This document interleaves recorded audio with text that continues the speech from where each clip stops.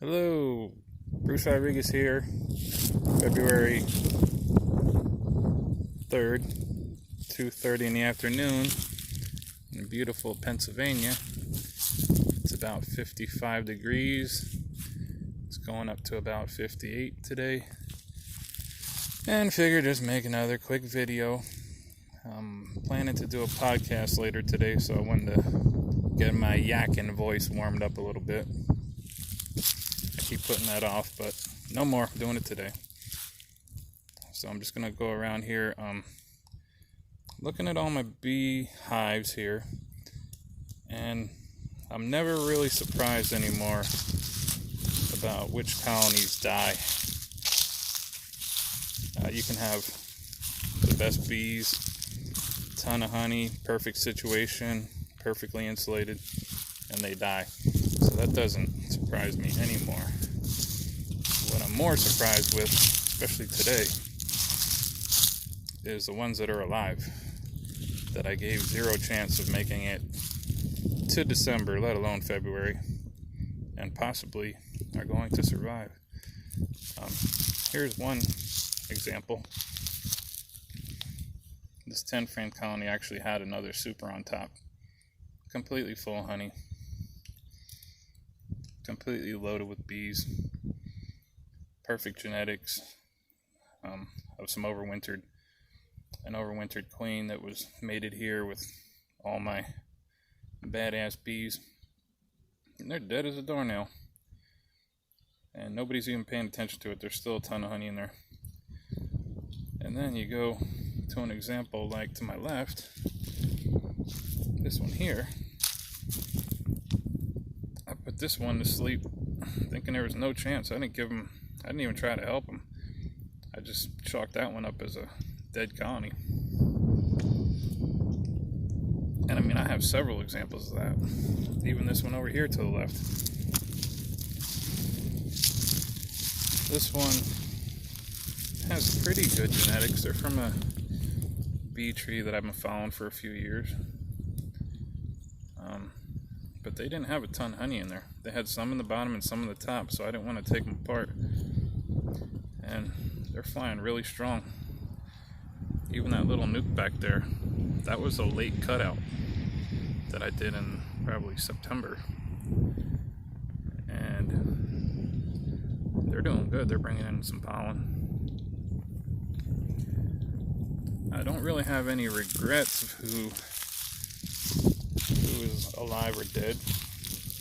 The only one a little bit had me a little bit bummed was one of my queens that is already overwintered twice. So this was going to be her third time, and it seems like they must have just died. But I have two other ones that have already overwintered at least twice, and they're still doing well. And here's another one. This one had a bunch of honey, still does, and it's alive on the right. And then the one on the left had a lot of honey, really good genetics, and they died.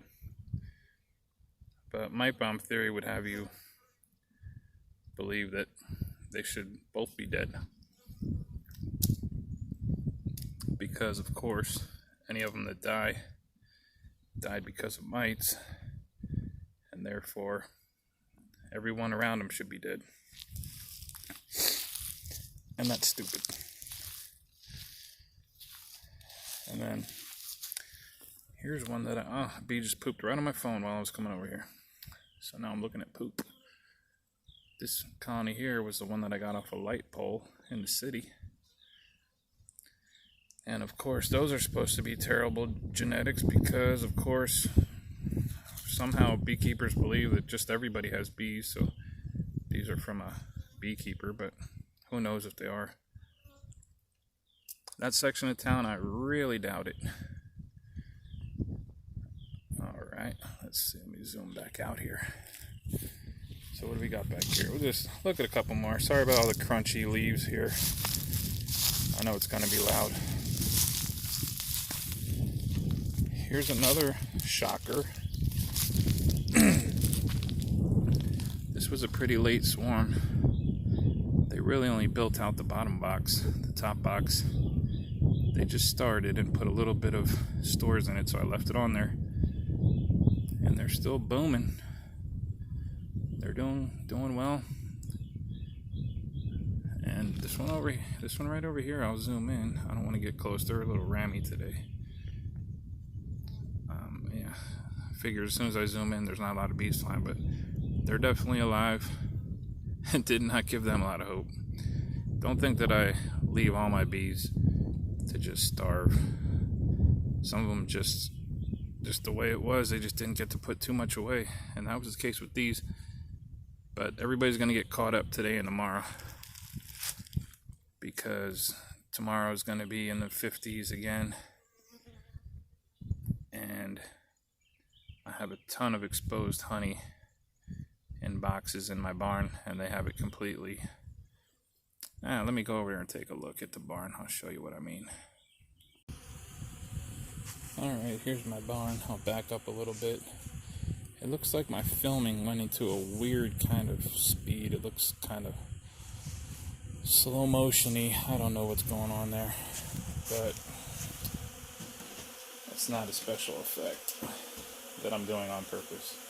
So anyway, I got my bees here cleaning up some honey from some dead outs. Yes, Bruce Rodriguez has dead outs. Oh my God, treatment-free beekeeper. Some of his bees died. So sad. So sad. There's another great one from the Spool Colony. Oh, speaking of Spool Colony, the one I was talking about earlier. The only one that I feel a tiny bit sad about is right here. This is the original queen from the Spool in 2017, and they have no activity at all. No cleanup efforts going on, so I'm pretty sure they're a goner. But it was a good run. I have a ton of daughters and granddaughters and great-granddaughters from that line, and they're all doing great.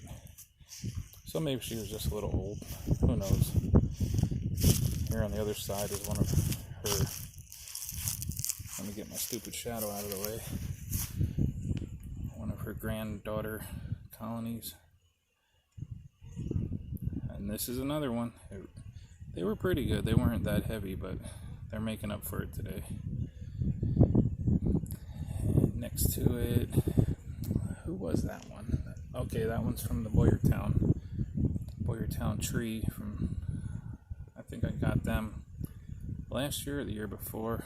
It's one of the daughters. Really cool bees. Yeah, I'm into it. I might as well walk around a little more.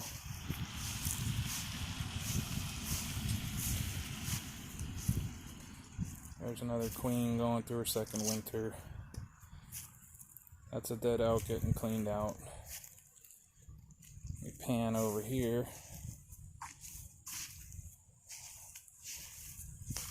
And the colony on the left, the white one with the little yellow plus sign on it, that's another one of my favorite ones. She's been through 2 winters already. Same queen, she's marked.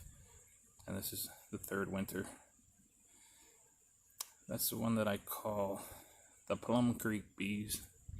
That's the street, the creek near the street where I took them out of somebody's building in 2017. So, welcome to any new subscribers. I saw I got a few.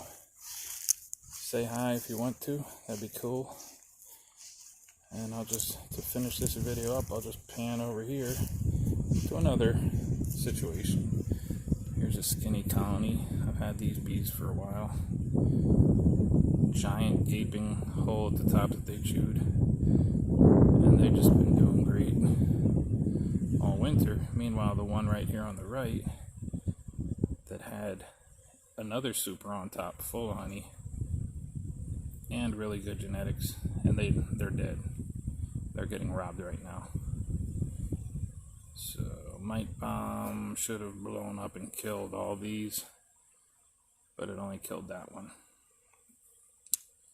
Alright, I hope you guys tune in today later on. Might Bomb Beekeeping Podcast will have a new episode. Google it. And if you listen to me on the Anchor app, you can even leave a voice message, which I'll put in the next episode, and either have a nice response or the kind of response you're not going to hear on another podcast, because everybody's so nice to each other all the time. And I'm nice. I'm nice too. But I'm not getting run over by anybody. All right, people. Take care. Bruce Rodriguez out.